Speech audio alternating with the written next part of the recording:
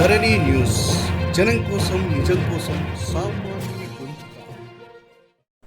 ఢిల్లీలో లాక్డౌన్ విధించిన సీఎం కేజ్రీవాల్.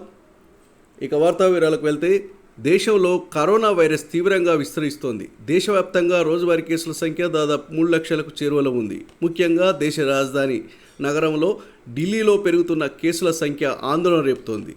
దీంతో ఆప్ ప్రభుత్వం కీలక నిర్ణయం తీసుకుంది. ఇప్పటికే విధించిన రాత్రి కర్ఫ్యూను లాక్డౌన్గా మార్చింది.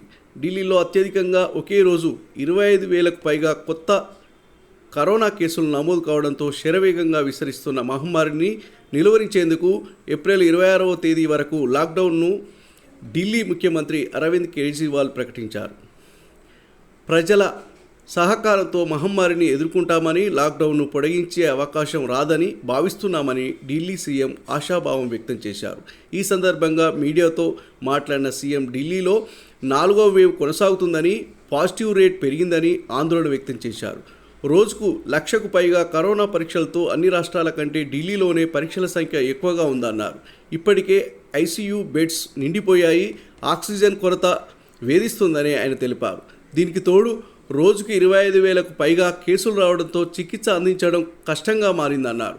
రోజువారీ కరోనా కేసులు, మరణాల పెరుగుదల నేపథ్యంలో దేశ రాజధానిలో 7 రోజులు పూర్తి లాక్డౌన్ విధించినట్లు కేజ్రీవాల్ ప్రకటించారు.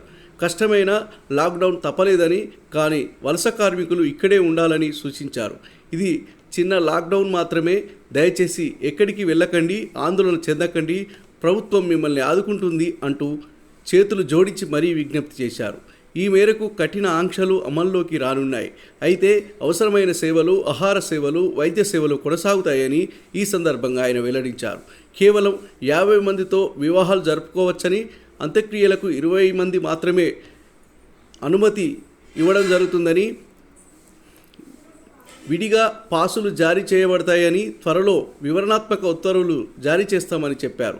రాజధానిలో భయంకరమైన కోవిడ్-19 పరిస్థితి, లాక్డౌన్ అంశంపై చర్చించేందుకు ఢిల్లీ సీఎం కేజ్రీవాల్ సోమవారం ఉదయం లెఫ్టినెంట్ గవర్నర్ అనిల్ బైజల్తో సమావేశం అనంతరం ఈ ప్రకటనను విడుదల చేశారు.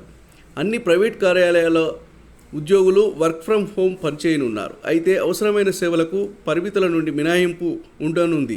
కాగా గత వారం ఏప్రిల్ 16 రాత్రి 10 గంటల నుండి ఏప్రిల్ 19 ఉదయం 6 గంటల వరకు జాతీయ రాజధానిలో వారాంతపు కర్ఫ్యూను ప్రకటించారు. ఏప్రిల్ 30 వరకు మాల్సు, వ్యాయామశాలలు, ఆడిటోరియంలను మూసివేస్తున్నట్లు ఆప్ సర్కార్ ప్రకటించిన సంగతి తెలిసిందే. కాగా గడిచిన 24 గంటల్లో ఢిల్లీలో రికార్డ్ స్థాయిలో 25,462 కోవిడ్-19 కేసులు నమోదయ్యాయి. 161 మరణాలు నమోదయ్యాయి. దేశవ్యాప్తంగా ఇదే పరిస్థితి నెలకొంది. రోజువారీ కేసుల సంఖ్య రికార్డ్ స్థాయిలో 2,73,810గా ఉండగా 1,619 మంది కరోనాతో ప్రాణాలు విడిచారు. कोरोना शुरू हुआ है, मैं समय समय पे आपके बीच में आके सभी तथ्यों को, परिस्थितियों को ईमानदारी के साथ आपके सामने रखता रहा हूँ, आपसे चर्चा करता रहा हूँ। एक चीज़ हम लोगों ने हमेशा गांठ बांध के रखी, आपको कभी गलत तथ्य नहीं दिए, आपसे कभी झूठ नहीं बोला, जो था आपके सामने रख दिया। अगर स्थिति अच्छी थी तो भी आपको बताया, स्थिति खराब थी तो भी आपको हमने ईमानदारी से बताया, क्योंकि हम पहले दिन से समझ गए थे कि ये इतनी बड़ी आपदा है कि आपके साथ के बिना, जनता के साथ के बिना अकेले इस आपदा से सरकार सामना नहीं कर सकती। जनता का सहयोग और जनता की सहभागिता इस पूरे संघर्ष में बेहद ज़रूरी है।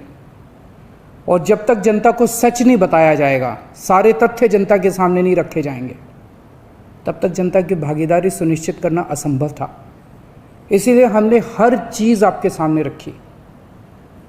हमने टेस्ट नहीं कम होने दिए। आज दिल्ली के अंदर सबसे ज़्यादा टेस्ट हो रहे हैं। मैं तो ये कहूँगा कि अगर प्रति 10 लाख की पॉपुलेशन पे देखा जाए तो शायद पूरी दुनिया में सबसे ज़्यादा टेस्ट दिल्ली में हो रहे हैं। मैंने देखा कि कई जगहों पे उन्होंने टेस्ट कम कर दिए, तो केस कम आने लग गए। इस तरह से तथ्यों के साथ कई जगह हेर फेर करने की कोशिश की गई। हमने ऐसा नहीं किया। हमने टेस्ट कम नहीं किए, उल्टे कम करने की वजह हमने दिल्ली में टेस्ट कई गुने बढ़ा दिए। आज लगभग 1 लाख टेस्ट दिल्ली में डेली हो रहे हैं।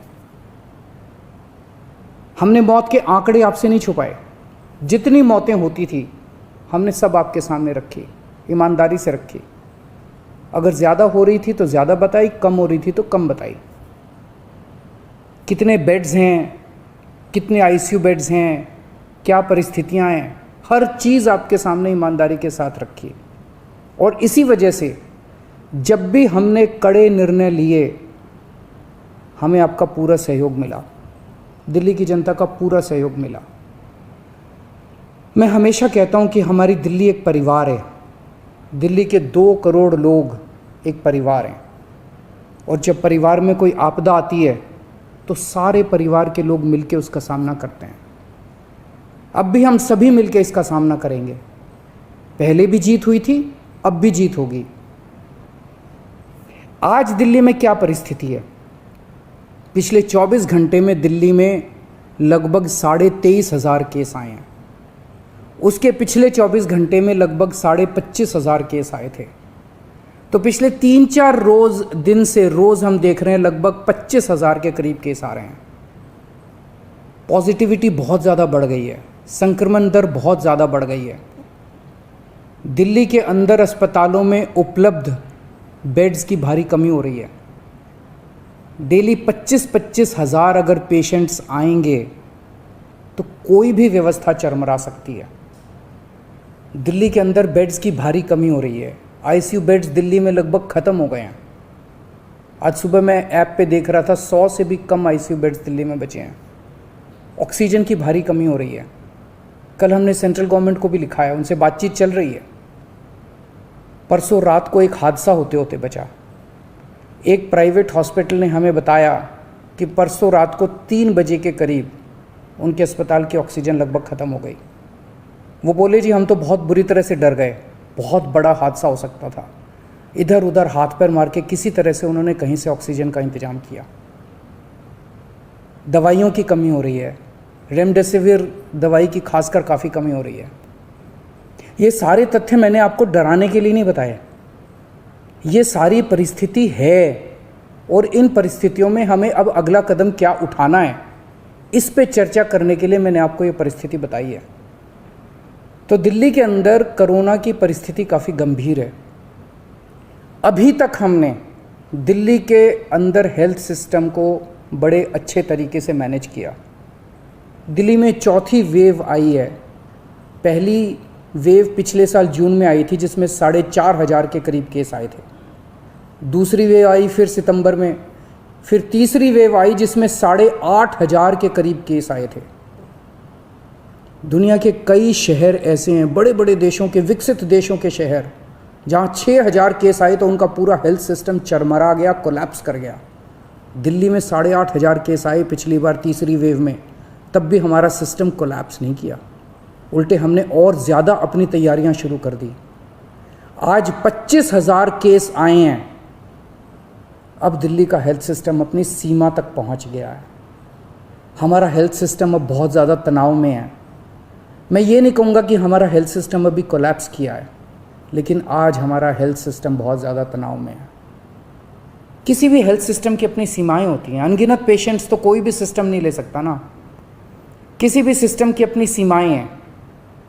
पिछले 5 साल में आपकी सरकार ने दिल्ली में बहुत बड़े स्तर पे स्वास्थ्य के क्षेत्र में काम किया है। खूब नए हॉस्पिटल खोले हैं, मोहल्ला क्लिनिक, पॉली क्लिनिक बनाए हैं। बहुत बड़े स्तर के ऊपर स्वास्थ्य के क्षेत्र में काम हुआ है। यही कारण है कि आज 25,000 केस के ऊपर भी दिल्ली का सिस्टम चल रहा है। लेकिन अब इसके बाद अगर तुरंत कुछ कठोर कदम नहीं उठाए गए तो ये सिस्टम कोलैप्स कर सकता है। और अगर हेल्थ सिस्टम कोलैप्स कर गया तो मुझे डर है कहीं बहुत बड़ी त्रासदी ना हो जाए। जैसे मैंने बताया कि कल एक अस्पताल में ऑक्सीजन बिल्कुल ख़त्म हो गई थी और बहुत बड़ी त्रासदी होते होते बची। मैंने वीडियोस देखे हैं, तस्वीरें देखी हैं, आपने भी देखी होंगी सोशल मीडिया पे। दुनिया के कई शहर ऐसे हैं जहाँ कॉरिडोर में पेशेंट्स पड़े हुए हैं, सड़कों के ऊपर लोग दम तोड़ रहे हैं। अभी तक हमने दिल्ली को उस किस्म की त्रासदी से बचाया है, वैसा नहीं होने दिया। आज सुबह 11 बजे मेरी और एलजी साहब की मीटिंग हुई और इन सारे पहलुओं के ऊपर, सारी परिस्थिति के ऊपर काफ़ी विस्तार से बातचीत हुई। और उस बातचीत के बाद हमें ये लगा कि दिल्ली का हेल्थ सिस्टम बड़ी मात्रा में और अधिक पेशेंट्स अब लेने में असमर्थ है। अगर हमने अभी लॉकडाउन नहीं लगाया तो कहीं ऐसा ना हो कि बड़ी त्रासदी हो जाए।